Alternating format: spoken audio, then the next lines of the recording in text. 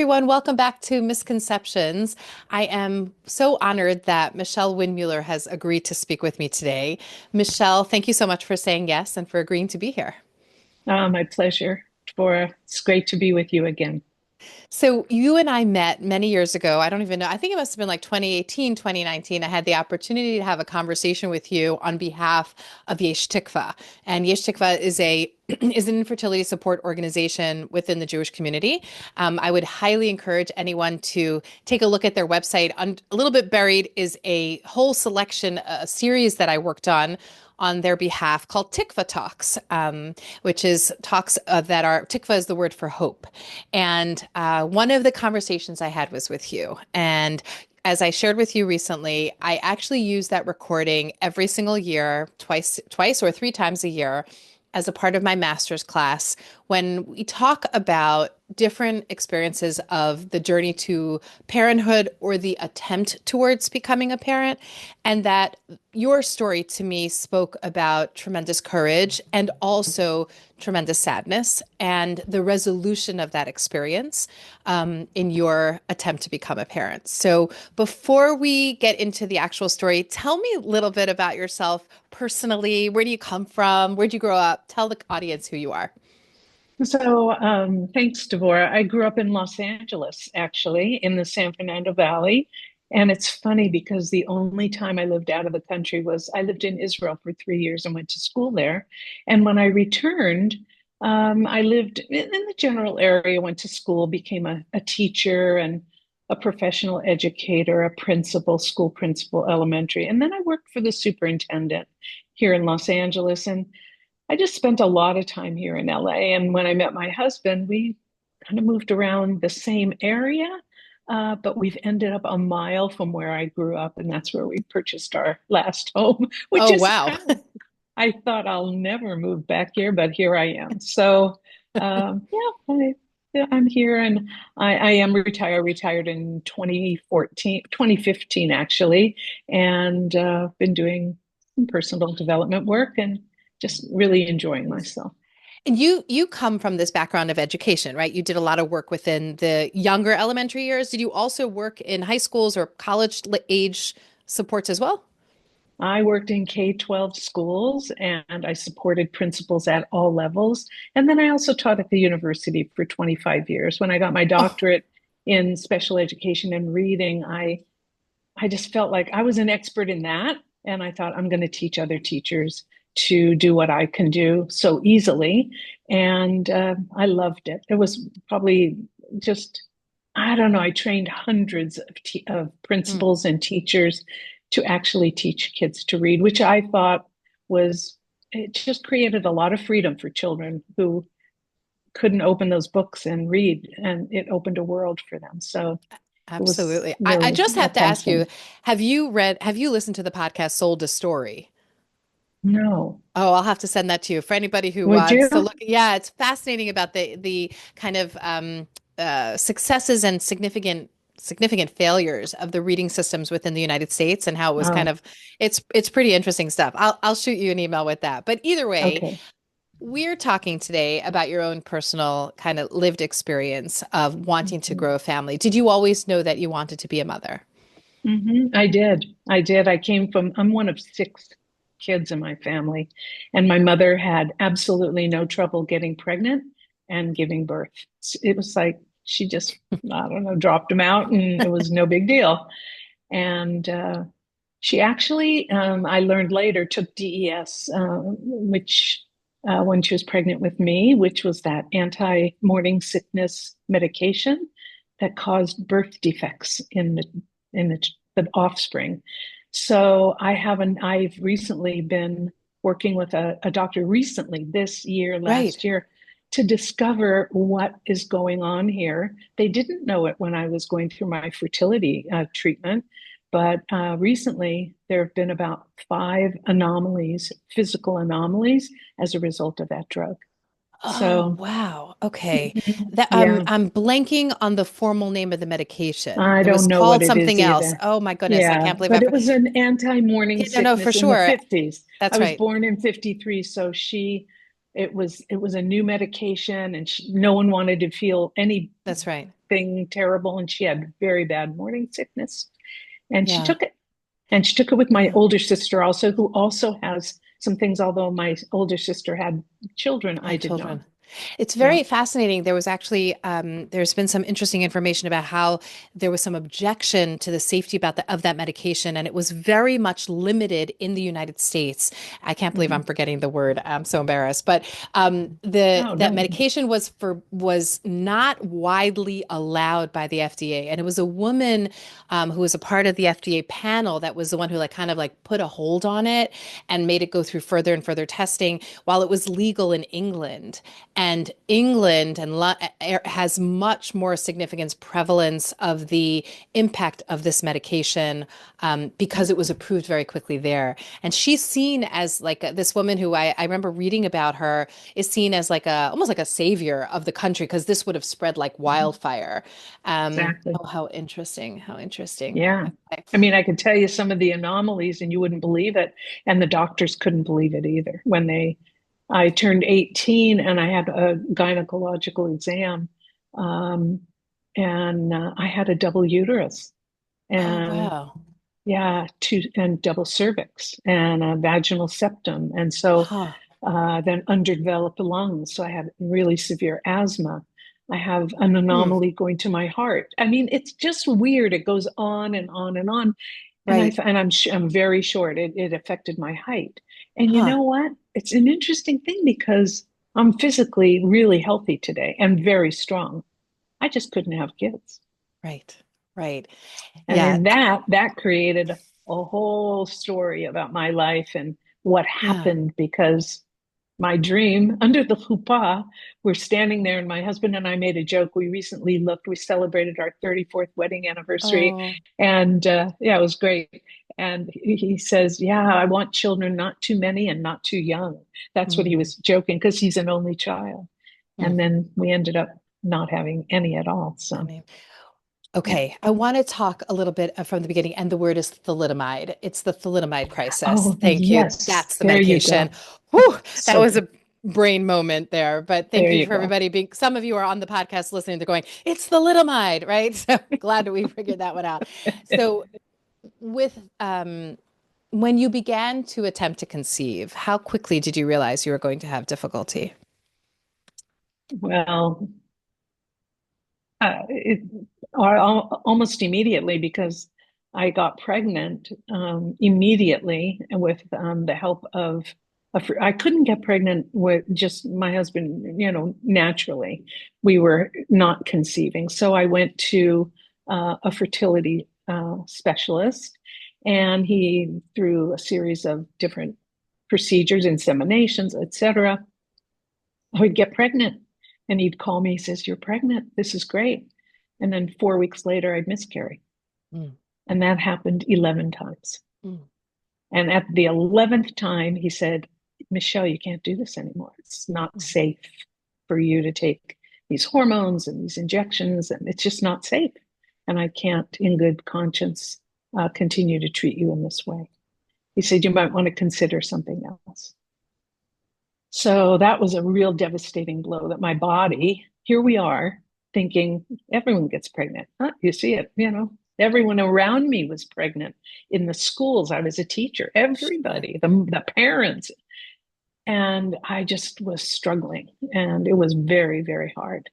And so um, we decided to look at adoption, but I had to really feel like I did the most I could. And I thought, I have to be honest with you, the hardest part was when my mother said to me, "I don't think you're trying hard enough." And Mm, because she had such an easy time, she did not really know. And I wasn't talking about it openly because it was so painful. And my husband and I were kind of private about it at the time. And I said, Explain that I'm not trying hard enough. Yeah, how many miscarriages do you have to constitute trying hard enough?" And she said, "Well, there are people find them on the doorsteps in baskets." And I watch these soap operas. And she was just living in this altered state. And I was trying to live in reality at the time. And so we then pursued adoption in very very safe, we thought, safe avenues. And we did one for an adoption, and they were, it was babies, it was selling babies, and they Oh my. What country was was that not, from? it was from Russia Hmm. at the time. And this was through a Jewish organization too, which I thought, I trust, there's a lot of trust there. And the social worker said, well, you need to double the fee if you want a baby. They saw how desperate we were. So my husband and I said, no way, we couldn't afford it at the time. And then we went through China and Korea, I'm sorry, Korea. And they said my husband was too old. He's 11 years older than I am. And so at the time they said he had just reached, it was like a year or two over this 40-year mark. He's like Oh my. 42, and they wouldn't do it. But today they would. But then they said, Wow. we don't want babies adopted to families who might not live long enough to raise them. And Okay. I was young. And then the third one was through Vista Del Mar, a Jewish adoption agency here in Los Angeles. And that was the probably the most shocking experience. The others were, okay. Here, the social worker, we were all in a large group with all the couples, and a couple had just identified a baby, a birth mother, and they noticed that the mother was in prison.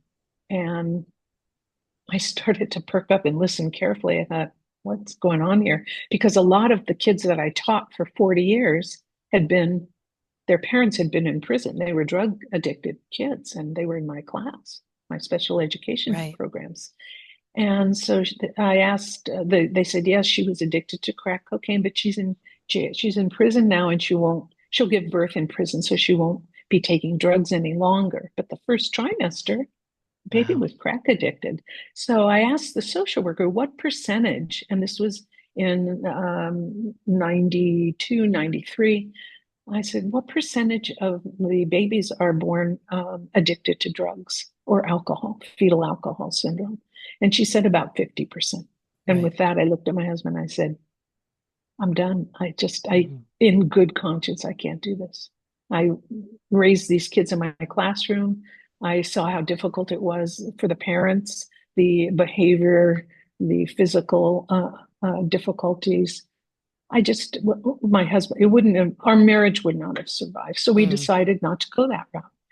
And as we left the meeting, this gentleman walked behind us. I kind of was a little eerie. And he said, have you ever tried surrogacy? And I said, no.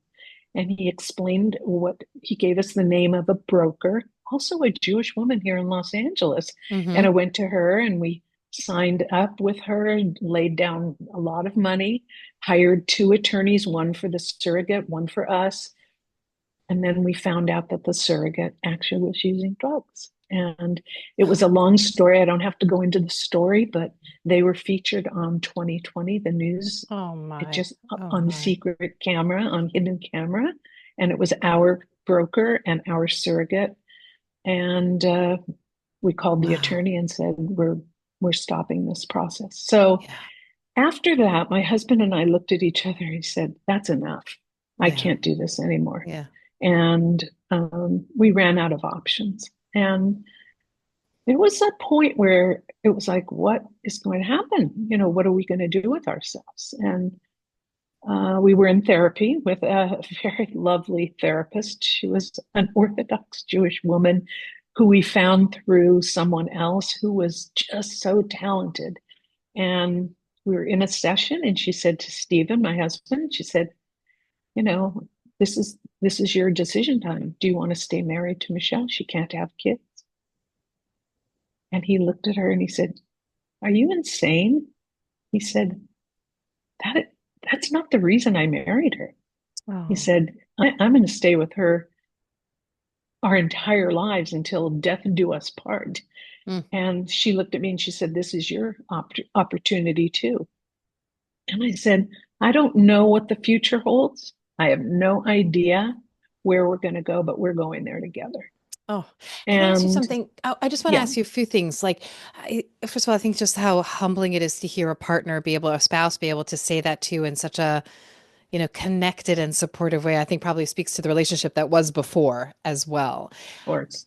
How many years did this from beginning of wanting to have a baby until that decision, until that therapy session? How many years are we talking? We tried for 4 years, and that's when the doctor said, I ran out of eggs. I mean, Okay. my Right. body quit. I went Right. into early menopause at 38 years old. Mm, I was in menopause. So yeah. I wasn't producing any eggs. That's why we chose to use a surrogate. And so, yeah, for 4 or 5 years. 5 years. And Yeah. yeah, it was a 5 year period. Right. And yeah. And I'm wondering about the decision. Did you ever actually tell your mom what you had been going through?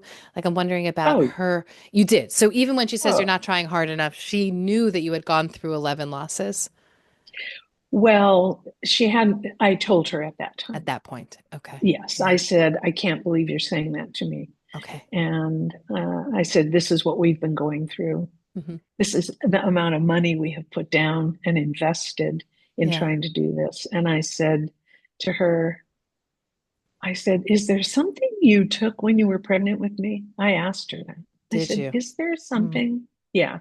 I said, do you remember when I had surgery when I was 18 years old? I had some surgery to correct some of the anomalies. And she said, yeah. And she told me what she was taking. And I said, that does cause infertility. It Wow. has a Right. direct effect on the body. And I said, I'm not blaming you. I said, you didn't know any better. This is Right. the way it Right. was. Right. Right. I said, but it had an impact. Yeah. And, Yeah. for anyone watching, we can't control the body. I don't care what anyone says. We can optimize the body. We can eat well. We can move and exercise. We can do all kinds of things. We can take nutritional supplements and really optimize our health. But the body's still going to do what the body does. Yeah. And Yeah. I've come to that conclusion and I accept it. And Did it's because I could accept that I can live with what's happening. did you feel like you had any sources of support other than your husband when you were going through all of this? Just in terms of the culture of the 90s or the culture of your community, was there a space to be supported with infertility? No one talked about it. No. Hmm. Mm-mm. We were very much isolated. And, we sought out therapy, which was very helpful at the time. And talking about it was just took it so far. You can talk about something, but it doesn't solve for it. That's what I've discovered in the last even 10 years of my life. I talked about it a lot, and just like we're talking now, but it doesn't solve for it, Yeah. So it was helpful to unpack it, to really look at all the emotions that were attached to it, the pain, the sadness, the loss, the grief. Uh, but we had to move on. And so, Mhm. after a while, it's enough talking. I had to do something. And So, so, so tell me a bit about once you looked at each other and were like, we are committed till the end of time. Once you looked very concretely into that future, I'd love to hear a little bit about what your relationship was like and also how you began to navigate the world, right, in a way that you're still around tons of students every day, working with children, like seeing everybody pregnant, right, taking maternity leaves. What was that like for you? it's a, oh my gosh, it was not easy. I mean, I powered through it. I muscled through it at times. When I was a principal of an elementary school, I had the only private restroom in the school. It was inside my office. That became the pumping room for. Oh. So there was a sign that we made for the mothers who had to pump at their breaks, and they would come in. Even if I was working in the office, it was no. I wanted them to have a safe space, so they would walk into my office, go in there, pump for whatever amount of time, 20 minutes, half hour, whatever it was, and then they'd leave and refrigerate their milk. And that it was an unconscious thing going on. I've talked to you about this maybe, or it's a new. it's a new awareness I've had recently as I've spoken to some people about, infertility. I've been working with some of the people that I work with, and it's like a ghost that lives inside, but it's very silent. It's a silent ghost in my nervous system. And I put it somewhere. Someone would walk in, pump, leave. What do you do with that? I didn't know what to do. I didn't know where to put that. So it just kind of got put inside and shoved down. And um, so it was difficult. And I didn't know how to deal with it. My husband and I, when we closed the door on everything, he said he called my boss, the principal of the school where I was working. I was a teacher at the time, not yet a school leader. And he said, could you just give Michelle 12 days off? It was a week and a half. I need to take her away because we have to deal with something. And he knew what was going on. And the next thing I knew, my boss came into my classroom and he says, I won't, you're going to go home. You won't be back I got you a substitute. And I said, what's going on? He says, your husband's taking you on a surprise vacation. Hmm. And we went to Hawaii for 12 days. And we actually literally just spent 12 days together, sitting on a beach and in a condo and going out and eating and talking and processing what happened. And it was at that moment in time, was a huge rainstorm. We were on Kauai, huge rainstorm. And we were next to this coconut field of coconut trees. And it sounded like horses were galloping that night Hmm. as the coconuts fell. And I turned to him and I said, this is like a wake up call. I said, life is going to continue to happen and we need to navigate this and figure out what our next steps are.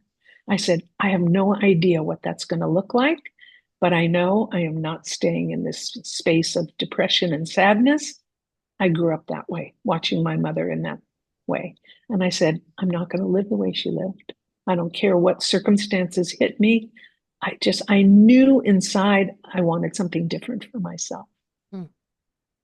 And so when I came home, we just started exploring different things. And it was at that time my husband came home.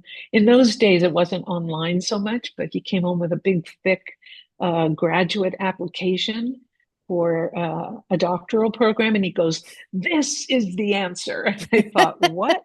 And he said, come on. He says, I'll support you to go get your doctorate. And then you'll teach at the university and you can educate more people. And let's just figure it out. Do you want to do that? And I thought, I don't know. Oh, okay. I mean, hadn't thought about it that much. And as I began to explore programs and what life would be like, um, I did. I went back to graduate school. It took me 5 years because I was working full time, but you know, Hmm. it was a great decision because it really changed my trajectory and opened up many, many doors professionally. Mhm. And it was a great distraction. That's all I can say. Kept me And I, really busy. and I love that you were able to acknowledge that it was a distraction, meaning that the inner ghost, you called it the silent ghost, still Yes. lives, right? It must have shown up in those years as well. Perhaps you were so busy not paying attention to it because you were so distracted. Where else have you seen that silent ghost present It showed itself? up Sunday. It showed up Sunday on Mother's Day, Tell me more. which, yeah, which I wasn't expecting because I've had many, many Mother's Days that have passed, and I'm not really affected. We do our own thing on Mother's Day since my mother's deceased and my father's deceased. Um, we just kind of hang out. I don't know, we sometimes go and take a hike or we walk or, I make a meal and we just watch a movie. We do something that's just for us on that day. But boy, those years after I couldn't have kids, every bar and bat mitzvah, every baby naming, every bris, every birthday of a kid, my nieces and nephews, it was it, I had to hold myself in a very particular way. It's not easy. I would sit in the temple watching my nephew have his bar mitzvah. He was the first, the eldest. And all that came to my mind was, I'll never, ever have this for myself. And if I focused in that way, boy, it brought up the sadness immediately. If I looked in a very different direction and I thought, wow, how lucky and grateful I am that this nephew adores me as his aunt. I'm his favorite aunt. He used to, you're my favorite aunt. And I thought, good. I'm so glad I could be that for someone. I focused in a different way. It was a different experience. But when I focused on the loss, it totally immediately brought up sadness. So I train my own mind and my emotions, my own nervous system to show up in a different way. And So even because on Sunday, right? Even this past Sunday, it that shows was up this like, many years later, right? sure, sure. It was 34 years ago that we got married, and we went for a hike and went out to lunch, and we're sitting at a restaurant, and I said, "Oh God, it's Mother's Day. We forgot." It was like, oh, what are we doing here? Everyone was coming in the restaurant with flowers and gifts and their Oh mothers my. and the pregnant babies and then this and then pregnant mothers and the babies. And I thought, huh. My husband looked at me and goes, you want to leave? And I said, no, I want to have lunch and then we'll leave. And we got in the car after we finished our lunch. And I said, I didn't think that was going to affect me as much as it did today. Yeah. And he said, huh. I said, did it affect you? He goes, no. He's less connected to that emotional thing, but Hmm. he feels me. I mean, he feels Sure. my, he Sure. sympathizes, empathizes, he's got compassion, but it really does hit me more Hmm. because I was the one who couldn't have the kids. It wasn't him.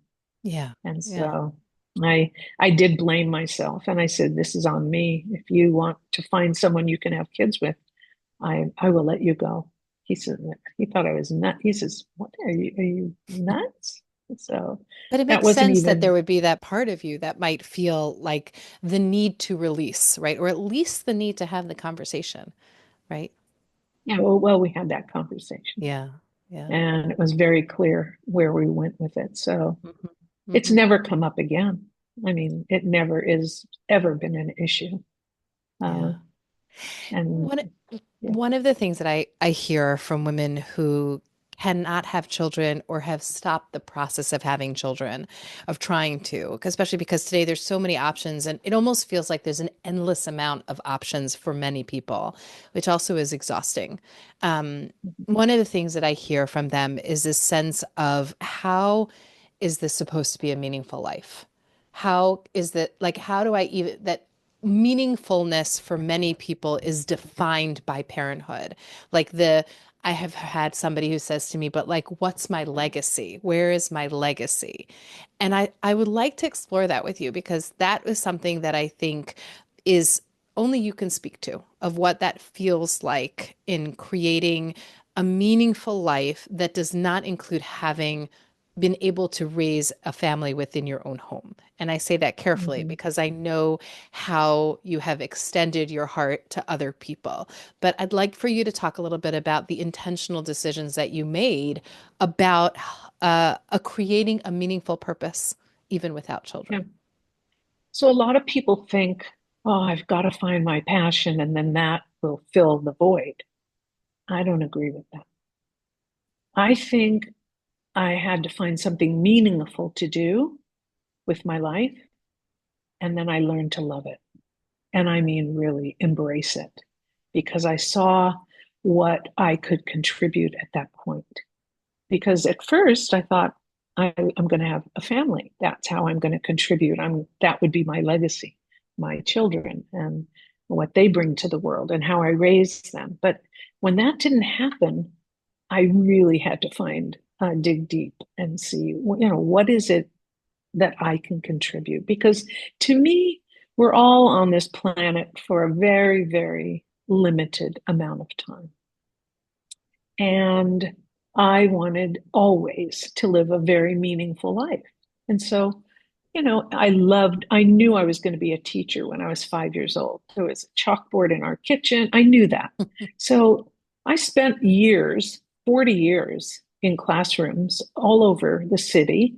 Um, I loved my work. I did. But when I retired in 2015, it was enough. The system was changing. I was ready to do something else, but I didn't know what. And I realized, but during the time that I was working, I thought, how can I make this more meaningful for me or for others? And, I think we will do more for someone else than we would ever do for ourselves. I just see that all the time. So I started mentoring young women who were in my school as teacher assistants or parents of some of my students. When I became an administrator, they would enter my office with, wow, sob stories. I mean, really sad stories of, poverty and abuse and all kinds of things. And I thought, wow.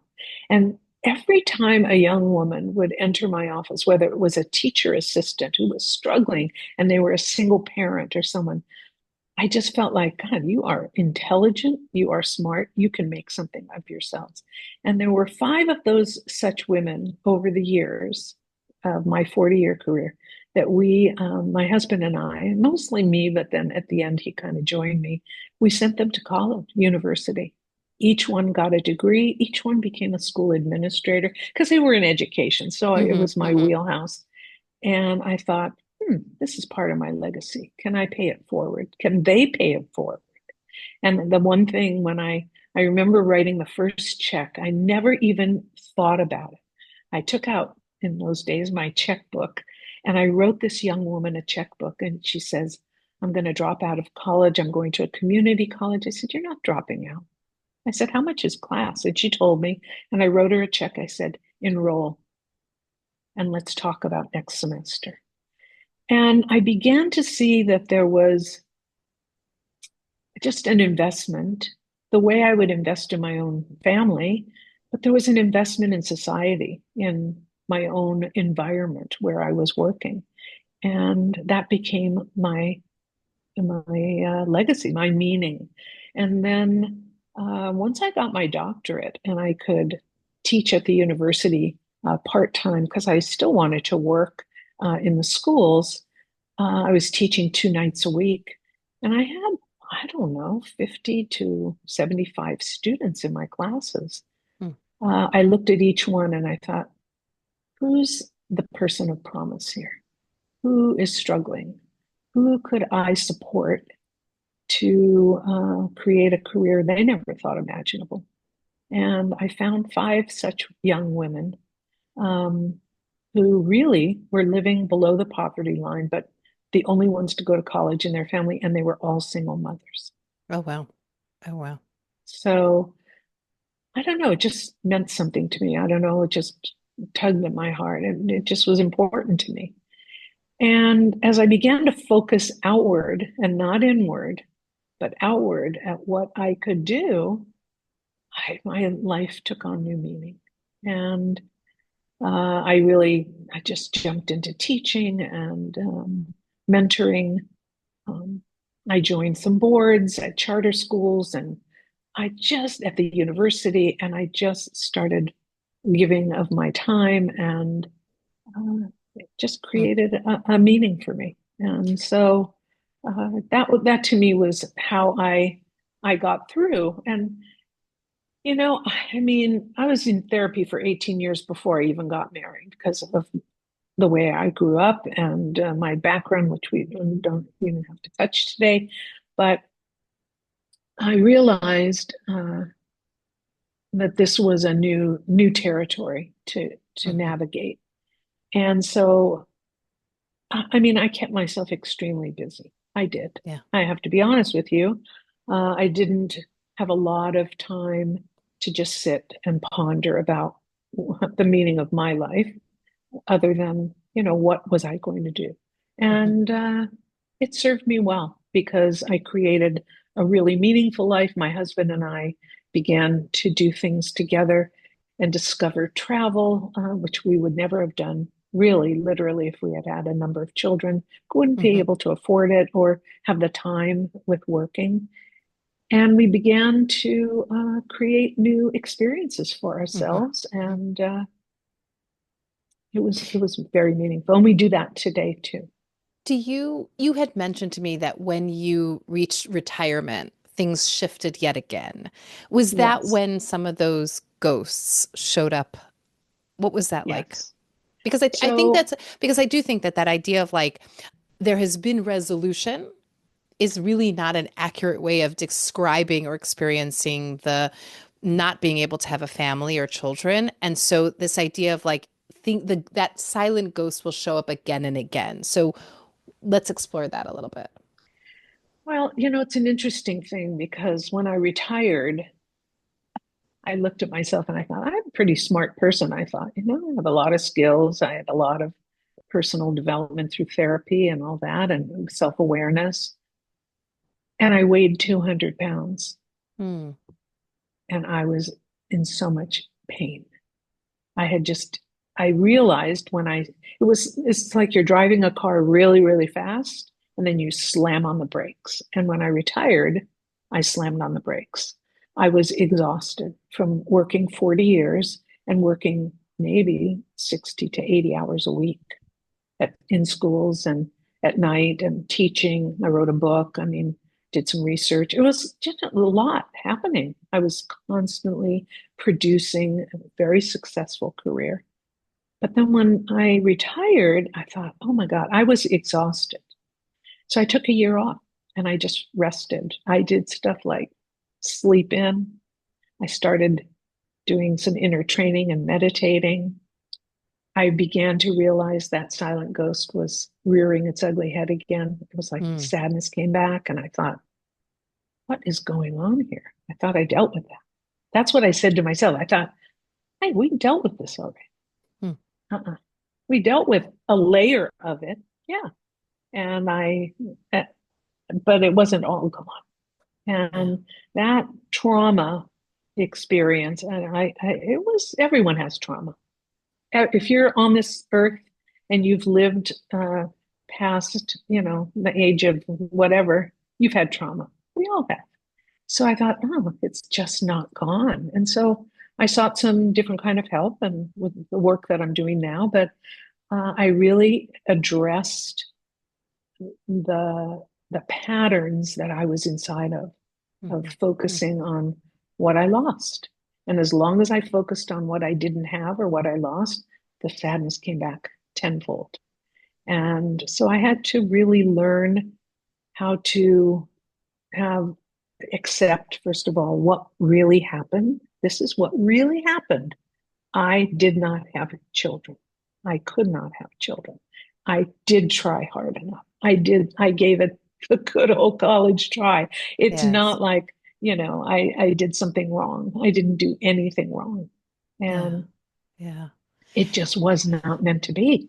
And so when I finally came to terms with that, I started to do the inner work and Hmm. Hmm. silence the ghost.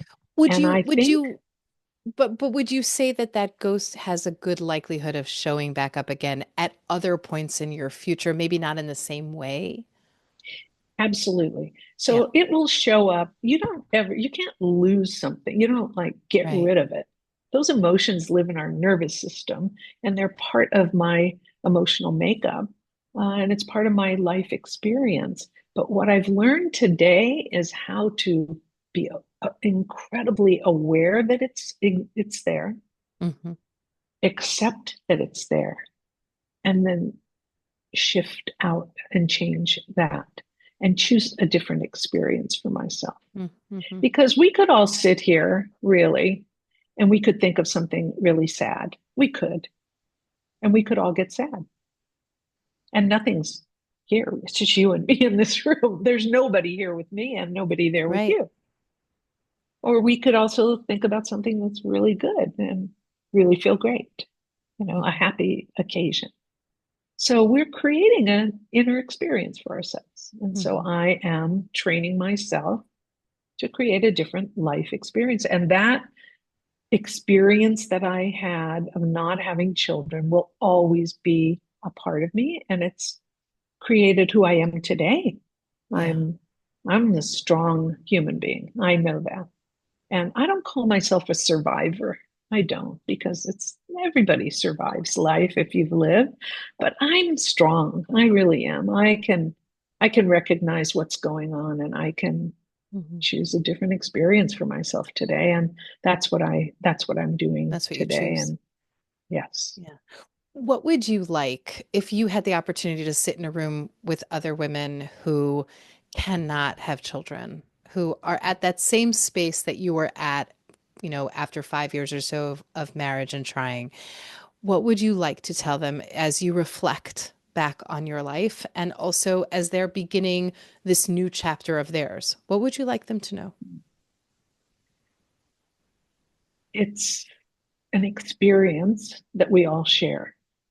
It's a common experience. If we're all in the same room, if we're in the room and we all have the same experience of not being able to have children and we have to move on, then we have a shared experience. And life is not over. It's just beginning. It's just, it's a different pathway than what we expected. We all have expectations of what we think our life will be like. Sometimes they're unreasonable. Mine was unreasonable because I could never have predicted that my body would not work the way it didn't work.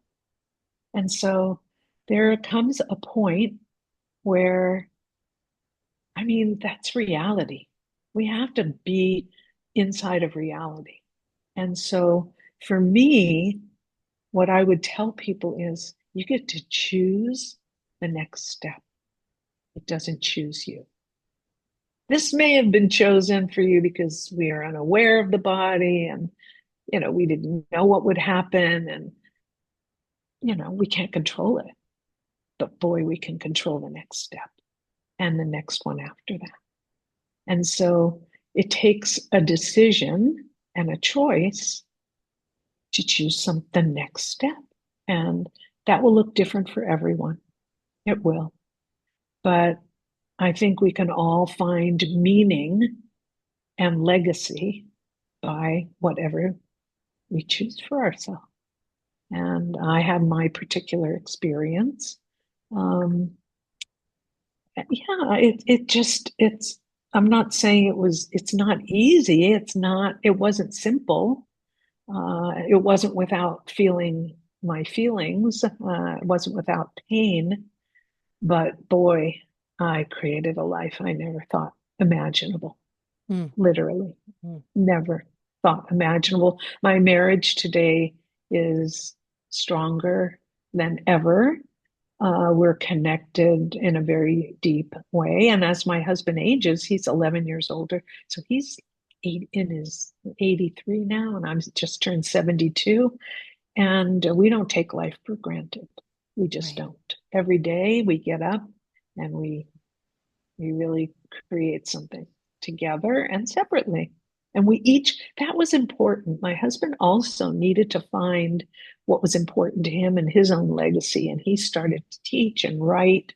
And he was at the college level and was at a Jewish seminary here in Los Angeles. And he created a legacy. His writings are just Mm. unbelievable. He speaks nationally, and he found his passion, his own voice in all of that. And and I supported him in doing that, and he supported me in doing what I'm doing. So it was mutual, but I would tell people sitting in the room with us, you get to choose that next step. It's not over. It is not over until it's over. And Yeah. that's 34 years ago. I expect to have at least, I don't know, I'm 72. I say 28 years. I want to live to be maybe 100, 120, but if in 20 more years, I will look back and think, wow, this was a life well lived.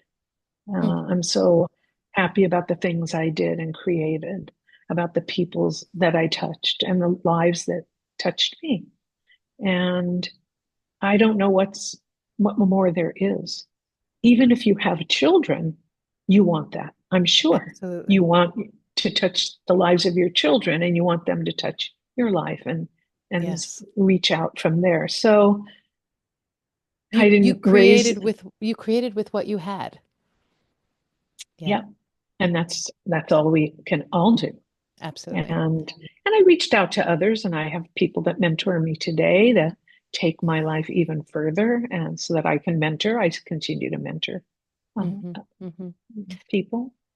Oh, Michelle, this has been quite the conversation. And I think that what you do is you model a certain peacefulness of awareness and acknowledgement of the sadness that goes along with when things are in the pathway that you didn't get, as well, that the pathway wasn't the one that you maybe originally chose, but then the the experience of a lived life in a different pathway that you chose. And I think that sometimes when people are in the deepest pain of infertility and not realizing, not having that vision of what life can look like, I think you modeled that for them in this conversation today. And I'm really very grateful for that. So thank you.